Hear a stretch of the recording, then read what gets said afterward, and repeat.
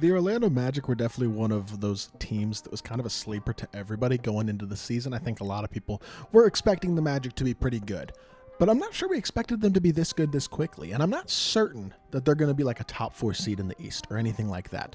But with the struggles of teams like the Bucks and the Sixers, obviously the major injury concerns surrounding a team like the Sixers and a team like the Pacers who they played tonight. I mean, Tyrese Halliburton has looked plain bad to start off the season, and that's a topic for another video. But as a whole, I think this Magic team is positioned to very much contend, at least for a top 4 spot in the East, home court advantage in the first round. This is a team that could certainly be competitive, kind of like last year's Pacers, where they made a surprising run to the Eastern Conference Finals. This is a Magic team that I wouldn't entirely put that past. They look really, really solid in pretty much all ways, and Paolo Banchero is just a dog. That man had himself an incredible performance tonight.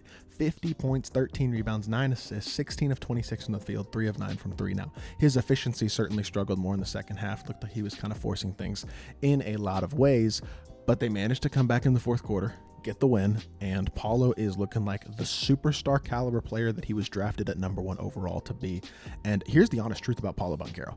The closest comparison to him player-wise in the NBA, and I know it's crazy to say, but it's LeBron James, at least in my eyes. That's the player he plays most like. Now, he is not as good as LeBron is. He is certainly not as good as LeBron has been, and I doubt he ever will be, because that's a ridiculously high bar to reach.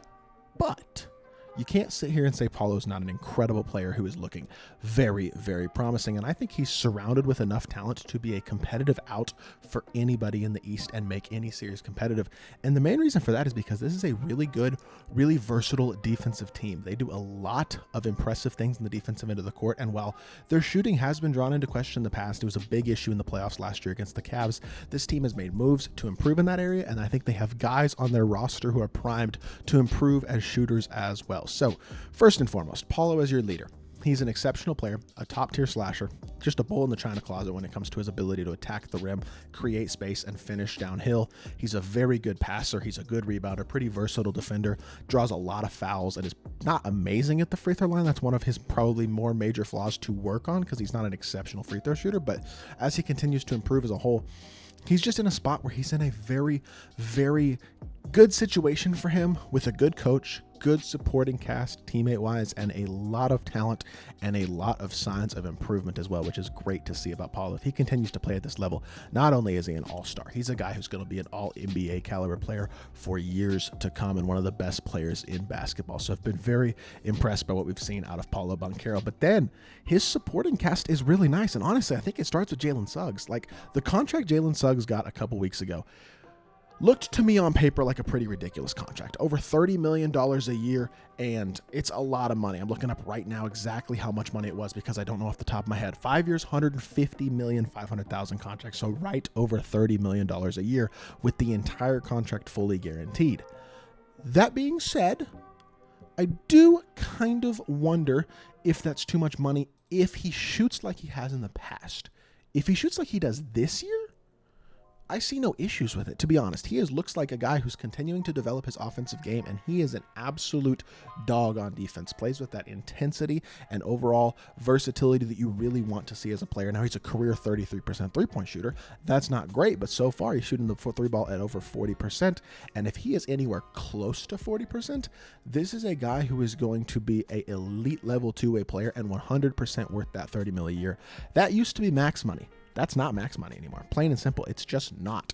And so I think he's a guy who can very much live up to that contract if he continues to improve offensively, because we already know he is a versatile, high energy, high effort, elite defensive player and really has emerged into a great player after, honestly, and I'll say it, I kind of thought after his rookie year he might be a little bit of a bust, but you got to give people time to develop. And Jalen Suggs is one of those guys who's really developing at a high level, and it's the type of stuff that you absolutely love to see. And then Franz Wagner, yes, again, similar concern as a three-point shooter throughout his career, but a very good player in his own right, provides a lot of size and a lot of versatility at his size for the way that he can play.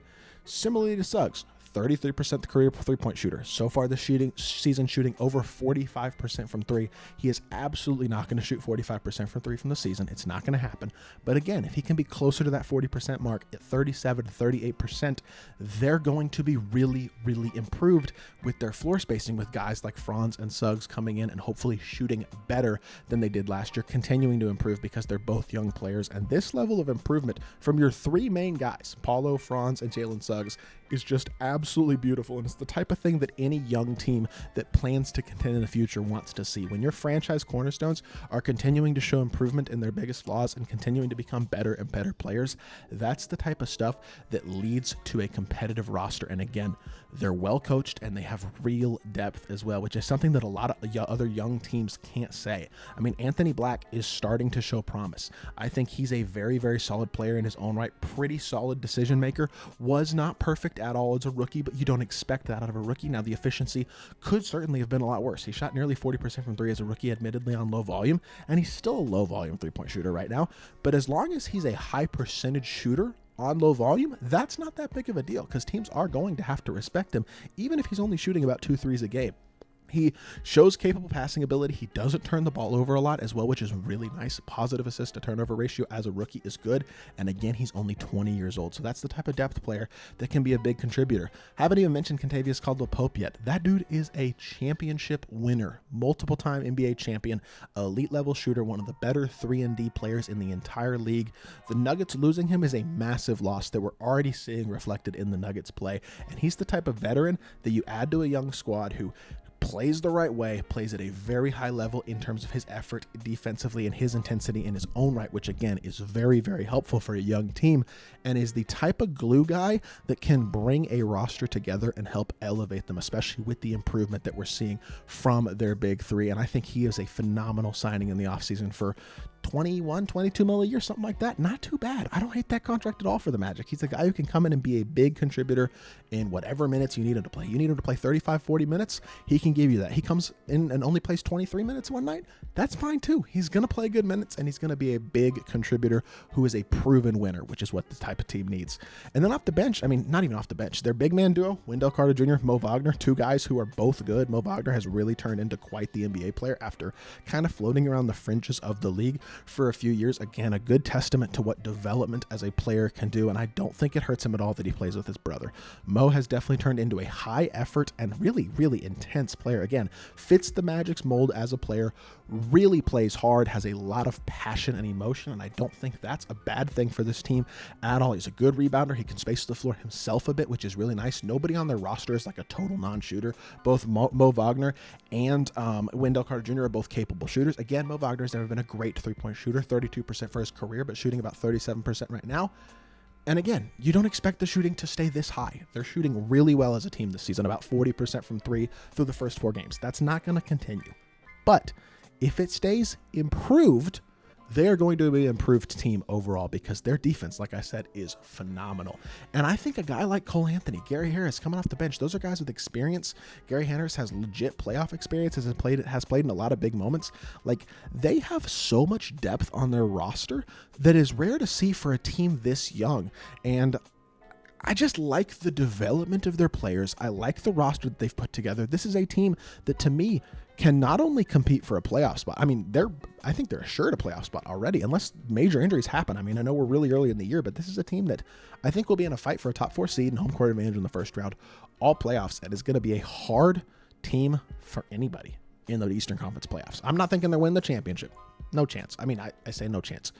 It would be stunning. You never say no shot, but I think it would be absolutely shocking if they did. But that doesn't mean that they're not set up for success in the future. Even young guys like Jet Howard. I mean, he didn't play much last season, hasn't played a ton this season either, but we know he's a great shooter. He's another guy who I think can come in and contribute. And I like this roster a lot, man. I really do. I think they're legitimately 10 deep. I think they have a lot of promise, both for the future, but also for right now. And this is the type of team in the Eastern Conference, in a weaker Eastern Conference, that can elevate their game. And with teams like the Knicks, Sixers, Bucks, all facing question marks, why can't they be a top 4 seed? all it takes is one of those teams slipping, and I think they are a top 4 seed for sure. Very impressed by this squad and excited to watch them this season because they're a fun team to watch as well. The defensive effort they play with is unlike almost any team in basketball. So really like what I've seen out of the Magic so far. Shout out to Jamal Mosley for turning them into a well-coached roster, and I'm excited to continue to watch this squad as the year progresses. And they may not get talked about as much in the national media as a lot of other teams, but don't overlook the Magic, man. They're fun, they're young, and they're most importantly, really, really good. Hope y'all did enjoy the video. If you did, make sure you hit that like button, leave a comment, and subscribe. I'll be back with more NBA content very, very soon. I appreciate y'all. Peace.